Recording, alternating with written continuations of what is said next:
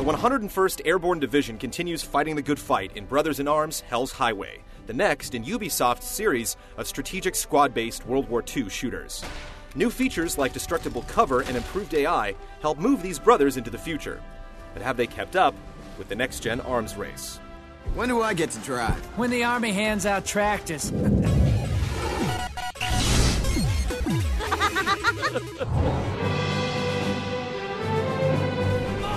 In the newest Brothers in Arms, the path in front of you is Hell's Highway.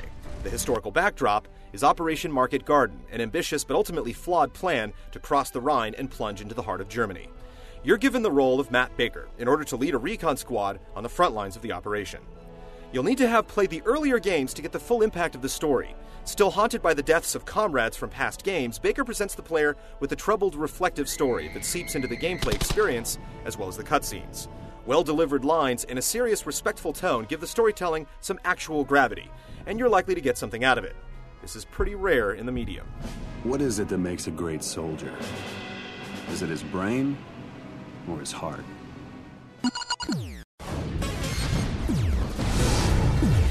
Sir, Jasper, bring up the bazooka! Frankie! Hell's Highway hits a halfway point between being a strategy game and a shooter, with a first-person view and the ability to direct multiple squads on the battlefield from that same first-person perspective. The result is a game with a more strategic pace that rewards thinking things through and discourages charging ahead guns blazing. Circles appear over enemies, changing from red to gray as they take fire from your squads. A full gray circle means an enemy has been suppressed and it's safe to move, while a full red circle means the enemy is ready for you to stick your head out so they can blow it off. Paying attention to this system is important, and the overall design emphasizes the need to suppress and then flank your enemies, but crack shots are still able to drop enemies with headshots. The game actually describes each firefight as a combat puzzle, turning each one into basically a set challenge you have to overcome before moving on to the next. You have some degree of freedom in how you take on each battle, but for the most part, it's a linear experience with set enemy positions and cramped areas.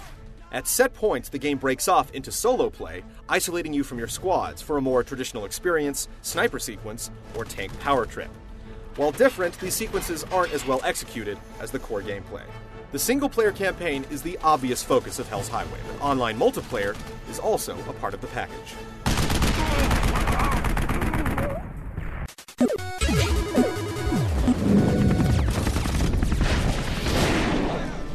Dawson, move to that position! The word strategic definitely needs to be emphasized with Brothers in Arms, and patience is as essential to your success as ammunition. The majority of the game, you'll take up a protected position, suppress the enemy, and leapfrog your way around the battlefield to gain a decisive advantage. There are very few instances where you'll want to do anything without digging in first. The game's cover system lets you hunker down next to just about anything. If soldiers are behind something durable, they're likely to stay alive. On the other hand, destructible cover can be exploited, machine gun fire can easily chew through a fence, and your bazooka team can often punch a hole in your enemy's defense. Commanding your squads is the second secret to success. Groups like Assault Team, Base of Fire Team, Bazooka Team, and Machine Gun Team are at your disposal from the start of the game. And if you're not giving them orders, they'll flat out ask you what they should be doing. You have a single cursor to give orders, asking teams to either move to a location or attack a target. It's simple but effective, and nobody needs to be micromanaged. If Jerry is shooting at them, they're smart enough to shoot back at Jerry. The cover system and squad commands are both good and important features, but both have problems. Trying to dig in at some locations results in awkward deaths, and digging in at the wrong spot can completely obscure your view when you pop up to take a shot. And while your squad is generally pretty bright, they'll occasionally run right in front of enemy fire or try to take cover on the wrong side of a wall. As the leader of your unit, it's up to you to pick up the slack.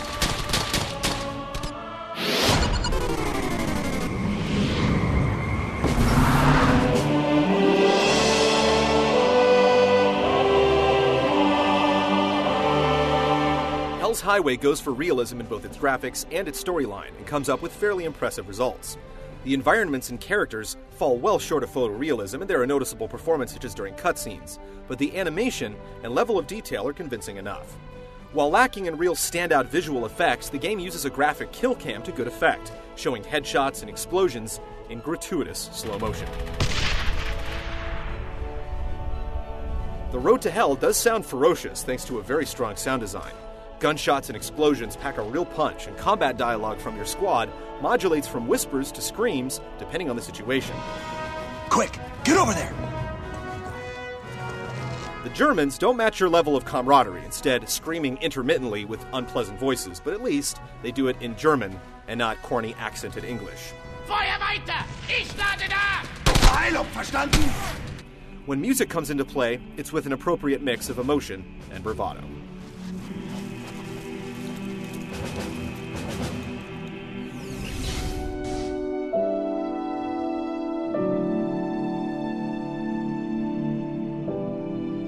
Hell's Highway is a polished, coherent experience that, despite a few setbacks, remains engaging with interesting mechanics and compelling gameplay.